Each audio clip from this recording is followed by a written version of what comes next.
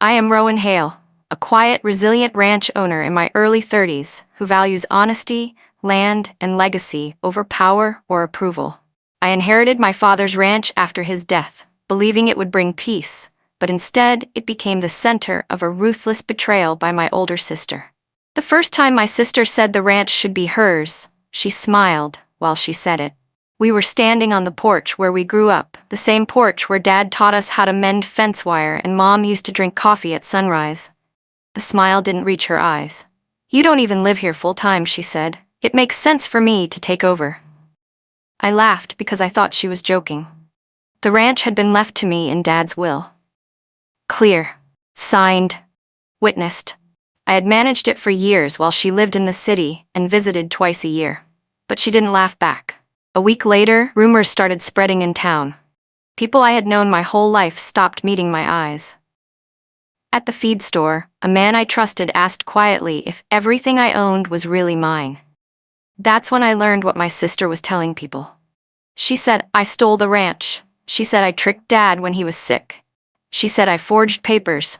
And worse than that, she said I wasn't fit to run the land. She didn't just want my home, she wanted my name ruined with it. My sister and I hadn't always been enemies.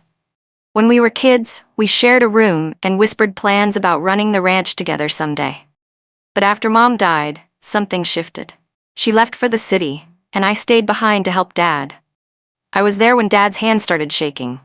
I was there when the bills piled up. I was there when the ranch almost failed. She wasn't. When Dad passed, the will was simple. The ranch went to me. A small savings account went to her. He wrote a letter too, explaining his choice. I kept that letter locked away, never thinking I'd need it.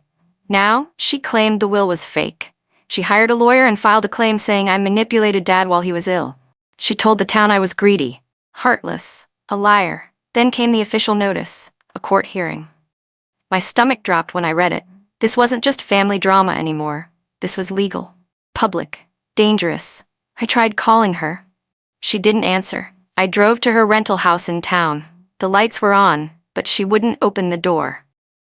That night, I sat alone at the kitchen table, staring at the wood Dad had refinished himself. I realized something terrifying. She wasn't bluffing. She was trying to erase me. The first hearing was small, but the damage was big. My sister walked in dressed sharp, confident, surrounded by people who didn't know the land or the truth. She didn't look at me once. Her lawyer painted me as controlling and dishonest. He said I isolated Dad, that I pushed her away, that I took advantage of his failing health. I wanted to stand up and shout. Instead, I stayed quiet and listened. The judge ordered an investigation into the ranch's ownership history and Dad's medical records. Until then, everything was under review. That phrase haunted me. Under review meant uncertainty. It meant whispers. It meant danger. After court, people gathered outside. Someone asked her how it felt to finally stand up to me. She cried on command. Cameras clicked. No one asked me anything.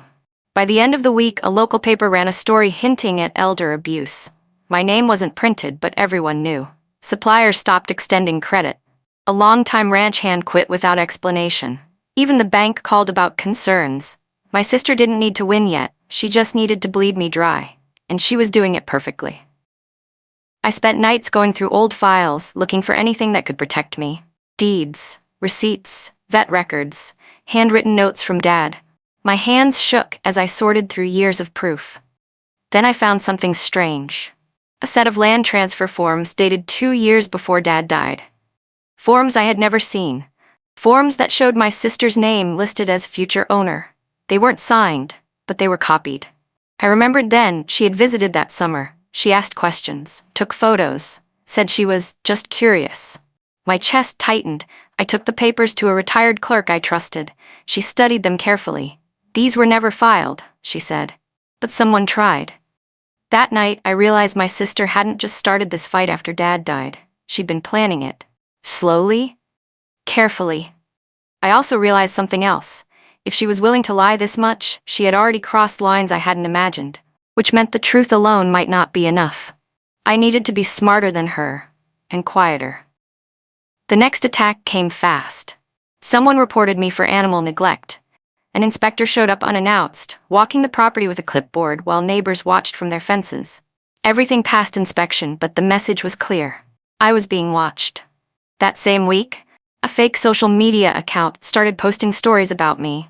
Old photos taken out of context, claims I drank too much, claims I yelled at workers, claims I was unstable. People believed it. Reputation travels faster than truth in a small town. I stopped going into town unless I had to. The ranch felt like the only safe place left. Even then, I slept lightly, listening for trucks on the road. One night, as I locked up the barn, I understood what she really wanted. If she could make me look unfit, the court wouldn't matter. They'd take the ranch away, for its own good. That was when I made a decision. I stopped defending myself out loud. Instead, I started documenting everything. Calls, reports, timelines, patterns. If my sister wanted a war, she'd get one. Just not the kind she expected. I created a notebook just for the truth. Every page had a date. Every date had facts. I wrote down when inspectors came, who called the bank, and when rumors showed up online. Patterns started to form fast, and every trail led back to my sister. I also installed cameras around the ranch, not because I was paranoid, but because I was careful. Dad always said land disputes didn't end in court. They ended in proof. A week later, one of the cameras caught a car parked near the back fence late at night. The footage showed my sister stepping out, talking to someone I didn't recognize. They walked the fence line together, pointing, measuring. The next morning, a survey notice appeared on my gate.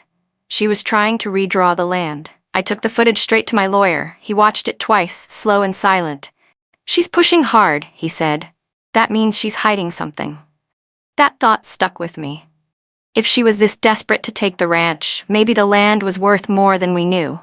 Maybe there was something buried in its history. Something she wanted before anyone else could find it. For the first time since this began, I felt a shift. She wasn't just attacking, she was racing. The second hearing brought more people. Word had spread, and curiosity filled the benches. My sister arrived early, calm and confident. She hugged neighbors, shook hands, and smiled like she already owned everything. Her lawyer argued I was financially irresponsible. He showed charts, photos, statements taken out of context. He painted the ranch as neglected and me as overwhelmed. Then it was my turn. I didn't argue feelings. I showed facts. Receipts going back 10 years, vet records, soil reports, tax payments, work logs signed by staff. I showed the judge that the ranch wasn't failing, it was stable. The judge listened carefully. Then my lawyer introduced something new. The unfiled land transfer forms. My sister stiffened. The judge asked her why drafts existed with her name on them before Dad's death. She claimed she never saw them before. Said someone must have planted them. But her voice wasn't steady. For the first time, doubt crept into the room. The judge ordered a deeper review of land records and froze all boundary changes. Outside, my sister finally looked at me. Her smile was gone, and in its place was something sharper. Fear. That night, someone broke into the old storage shed near the east field. Nothing valuable was taken, but files were disturbed, boxes left open, dust, footprints everywhere. They were searching.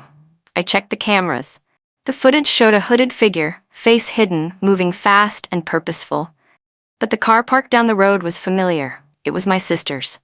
I didn't confront her. I copied the footage and stored it in 3 places. Then I went back through Dad's old records, digging deeper than before. That's when I found it.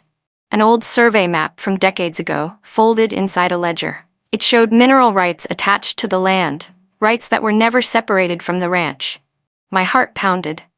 If those rights were still active, the ranch wasn't just land. It was valuable in ways no one talked about. Suddenly, everything made sense. The rush, the lies, the smear campaign. She didn't just want the ranch, she wanted what was under it. And she was willing to destroy me to get there. I slept with the ledger beside my bed that night, knowing the fight had changed. This wasn't about family anymore, it was about greed. The next few weeks were quiet on the surface, but tense underneath. My sister stopped posting, no new rumors, no inspections, no calls. That scared me more than the attacks. I used the time to work with my lawyer and a land historian. We traced the ranch back over 50 years. The mineral rights were real and valuable. Dad had known, he'd kept it quiet to protect the land. My sister must have found out during that visit years ago. Everything she did after that suddenly fit together. Then the notice came. She filed an emergency motion claiming I was hiding assets tied to the ranch. That was bold and reckless. In court, her lawyer demanded immediate access to all ranch records. My lawyer calmly responded by submitting the break-in footage. The room went silent. The judge paused the hearing and asked one question. Why was the claimant on the property at night? My sister didn't answer. She couldn't. For the first time, the court wasn't questioning me. They were questioning her. And the story she built so carefully began to crack. The judge ordered an investigation into my sister's conduct. Not mine. When we stepped outside, reporters rushed toward her. She pushed past them, face pale, eyes wild. She didn't look powerful anymore. She looked cornered. That night I sat on the porch alone, listening to the wind move through the fields. The ranch felt different, not threatened, but alert, like it was watching, waiting. I thought about Dad, about why he trusted me with this place. He knew land didn't just belong to people, people belonged to the land. My sister never understood that. She only saw value she could take. The investigation moved fast. Bank records, messages, survey requests, everything pointed to premeditation, planning, intent. I wasn't celebrating, but I wasn't afraid anymore either. Because the truth was finally louder than the lies. And I knew now, whatever she lost next wouldn't just be the ranch. It would be the story she told herself about who she was. And there was no court that could protect her from that. The investigation turned the town upside down. People who once avoided me started asking quiet questions. Not apologies, just curiosity. They wanted to know what was really happening. I stayed careful. I answered only what was necessary. Meanwhile, my sister's story began to fall apart. The inspector who accused me of neglect admitted he received an anonymous tip. The fake account vanished overnight. The survey company admitted she had requested urgent boundary verification. None of it looked good for her. Then something unexpected happened. One of her closest allies came to me. A woman who used to defend her loudly in town meetings stood on my porch, hat in her hands. She asked me to lie, she said. About your dad. About you. My stomach dropped. She said it was for the family, for what was fair. Fair. I recorded the statement with permission and handed it to my lawyer. That night, I understood something important. My sister didn't just want the ranch. She wanted control over the story. And once people stopped believing her version, she had nothing left to stand on. Still, I didn't relax. People who manipulate don't stop easily. They escalate. The court ordered a full audit of my sister's claims. Medical experts reviewed Dad's records and confirmed what I always knew. He was sharp when he wrote the will. Clear-minded, certain. They also found something else. A letter Dad wrote but never mailed. It was addressed to my sister.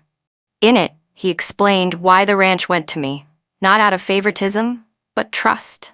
He wrote that I stayed when things were hard, that I respected the land, that I never asked for more than I needed. The judge allowed the letter into evidence. When it was read aloud, the room felt heavy. My sister stared straight ahead, face blank. For the first time, her lawyer looked unsure. Outside, the press didn't swarm her anymore. They watched, waited. Back at the ranch, I walked the fence line at sunset, feeling something close to peace. The land was still mine for now, but more than that, my name was clearing.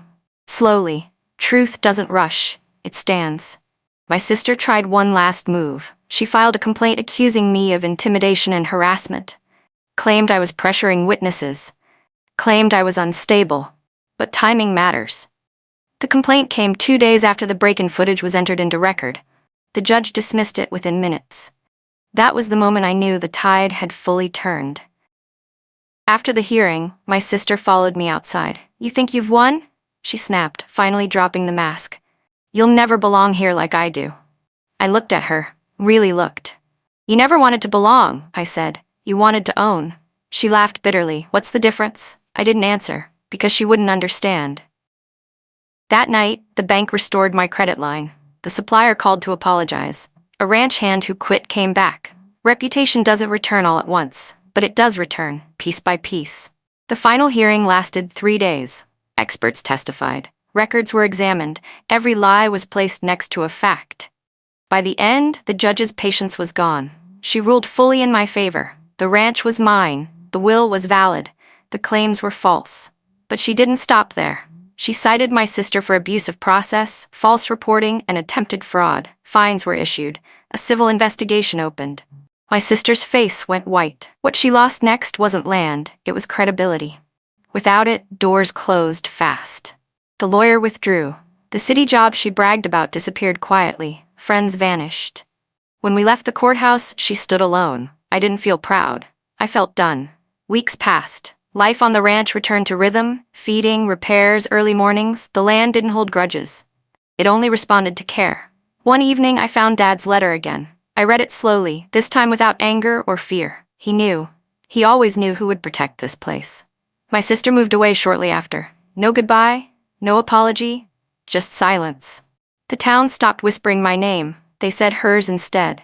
Not with anger, with disappointment. That loss followed her farther than the ranch ever could. As for me, I stood on the porch at dawn, watching light spill over the fields. The home she tried to take still stood strong. So did I. And for the first time since this began, I believed something deeply and completely. Some things are worth fighting for. Not because they're valuable, but because they're yours to protect. I thought the story would end after the ruling, but real consequences take time. My sister didn't disappear quietly. She fought the fines, appealed the civil findings, and blamed everyone but herself. That's when the deeper truth came out. During the civil investigation, records showed she had contacted an outside investor months before Dad died. She promised access to the land once she handled the family issue. The words sat heavy on the page. Handled. The investigator called me directly. "You may want to sit down," he said. The mineral rights were valued far higher than expected. Life-changing money. Suddenly, the rush made sense to everyone. The case shifted from a family dispute to attempted financial exploitation. My sister was no longer seen as wronged. She was seen as calculated. And that changed how the law treated her. The investor turned on her fast. Emails, messages, voice notes, all submitted. In one recording, my sister laughed while describing how she'd make me look unstable enough to fold. Hearing it hurt more than I expected, not because it surprised me, but because it confirmed who she chose to be. The town heard it too. When the audio leaked through court records, sympathy vanished, so did excuses. Her name became a warning. Mine slowly became a reminder. Mom called one night crying. "She's blaming you for everything," she said. "She says you ruined her life." I didn't argue. I just said, she made her choices. That silence on the line said enough. Some losses can't be fixed by forgiveness. Only accountability. The final ruling came down quietly. My sister was ordered to repay legal costs, fined heavily, and barred from any future claim tied to the ranch or its assets. The investor sued her separately. She lost. Everything she chased slipped away at once. One evening, months later, I saw her car parked at the fence line again. This time she didn't cross it. She just sat there, staring. I stayed on the porch. Neither of us waved. Some goodbyes don't need words. Winter came early that year. Frost covered the fields each morning, sharp and clean. I worked harder than ever, not to escape the past, but to stay present. The ranch was thriving. New contracts came in. Long-term leases were signed. For the first time, I wasn't just protecting what Dad left me. I was building on it. One afternoon, a letter arrived from the county office. The mineral rights were officially confirmed under my name. Protected. Locked. I sat at the kitchen table for a long time, holding that paper. This was what my sister tried to steal. Not just land, security, future, stability. She lost all of it chasing something she thought she deserved. That night, I burned the old survey drafts she planted years ago. Not out of anger, but closure. Some chapters deserved to end completely. The town slowly shifted back. People waved again. The diner saved me a seat. Kids from the school toured the ranch for history class. Reputation is fragile, but truth rebuilds it stronger. One evening, a young woman approached me after a meeting. "You didn't just save your home," she said. "You showed people they can fight lies." That stayed with me. This was bigger than family. It always had been. I heard my sister moved again. Another town, another job, always starting over. No one followed her story anymore. Without an audience, manipulation loses power. That was her greatest loss. Spring returned. Green fields, new calves, long days. I stood where Dad once stood and felt something steady settle inside me. I wasn't afraid of losing anymore. I knew who I was. The ranch still stands, so do I. And everything she tried to take, home, name, future, only rooted me deeper. Some people lose far more than land when truth catches them. They lose who they pretend to be, and they never get that back.